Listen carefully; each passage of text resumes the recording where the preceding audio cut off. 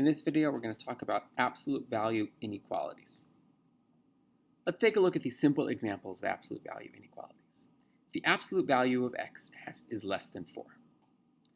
If we think about what absolute value means, it's the distance from 0, I can sort of translate this sentence to be x is less than 4 units from 0.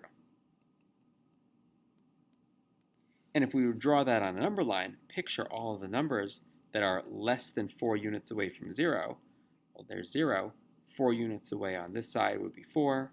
4 units on the left would be negative 4. If x is somewhere that is less than 4 units from 0, it is somewhere within those two boundaries, which we know from our last conversation that we can refer to that as a compound inequality and say that x is less, actually I'll say it this way, x is less than 4 and x is greater than negative 4.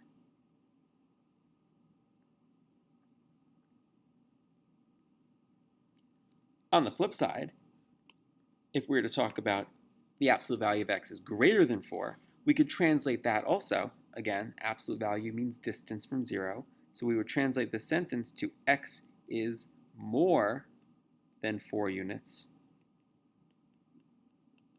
from 0.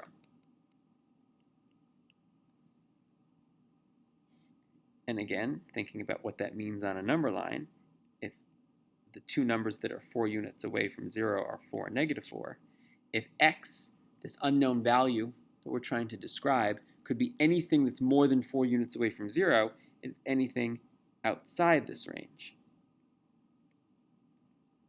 which we know from our last conversation that can be described with an OR inequality. What I've described here is everything where x could be greater than 4 or x could be less than negative 4. And so what we're doing here, what we've just discovered, is that there's a connection between absolute value inequalities and compound inequalities. In fact, every single time we have an absolute value inequality, what we're going to do is convert it to a compound inequality. The only catch is you've got to know which kind of compound inequality to convert to. So if we've got a less than symbol in there, the absolute value is less than a number, we will convert it to an AND inequality. If the absolute value is greater than some number, we will convert that to an OR inequality.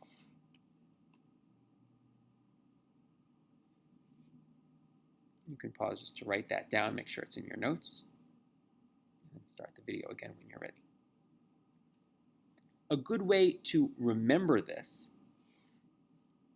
is with a cute little word game. We're saying that if the absolute value is greater than a number, we use OR. Well, if you kind of remember the word greater than, you'll probably remember that. So what we're going to do when we solve an absolute value inequality is at the point in the process where we would be separating into two equations, if it were an absolute value equation, we're going to separate into a compound inequality instead. Other than that, the isolate, separate, solve, the same steps as with an equation. So let's take a look at an example and see how it plays out. 2 times the absolute value of 2x plus 4 minus 5 is less than 9. We'll do our isolating steps first. Add 5 to both sides.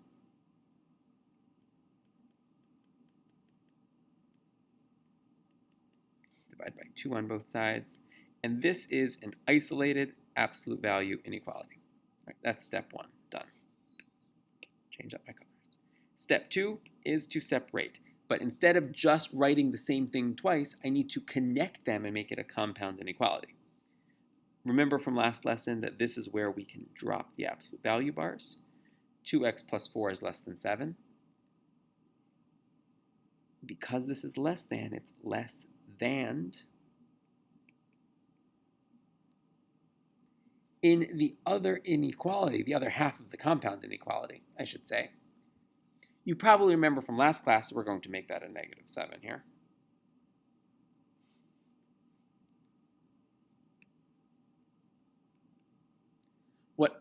The other thing that happens is that we also flip the inequality symbol around. Just like when we divide both sides by a negative. We flip that inequality symbol around, and then we work on the last piece of our work, which is solve. 2x plus 4 is less than 7. We'll subtract 3 and divide by 2. And on the other side, we'll subtract 4 to get 3 and divide by 2. On the other side, we will subtract 4 to get negative 11 and divide by 2. So x is less than 3 halves, and x is greater than negative 11 over 2. What we're looking is the overlap of everything that is less than negative 3 halves and also greater than negative 11 halves. And so that's our graph. It's important to realize the answer is actually this. The graph is just helpful. It's a helpful piece of our work. It's not the actual answer. I also really, really want to stress, and I didn't say it clearly enough when we went through, when we did the separate step, have to make sure we're separating it into a compound inequality, and it's only a compound inequality if we have used the and or the or. So you have to be really, really careful to make sure to use that and or at the exact moment when you separate. Not before, not after. We can walk through one more example together. I'm going to subtract 3 and divide by 2 to isolate this absolute value. That's 14 divided by 2. And then when we separate, remember that when you're watching these videos, you can always pause and catch up if I go a little bit too quickly. Then when we separate the absolute value inequality into a compound inequality, we're going to identify right now that since the absolute value is greater than or equal to 7, we're going to need to use an or.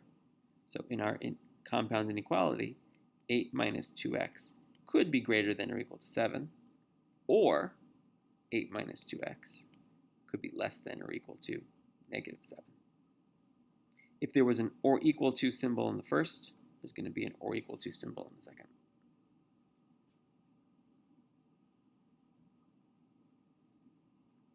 And if we solve here, subtract 15 and divide by subtract 8 to get to negative 1 and divide by negative 2. Notice what I just did is I flipped that symbol around. So x is less than or equal to 1/2, or x is greater than or equal to 15 over 2.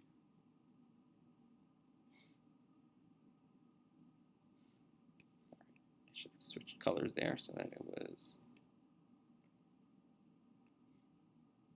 showing the new step. And we'll put that on the graph also. X is anything less than 1/2 or bigger than 15 over 2, including 15 over 2.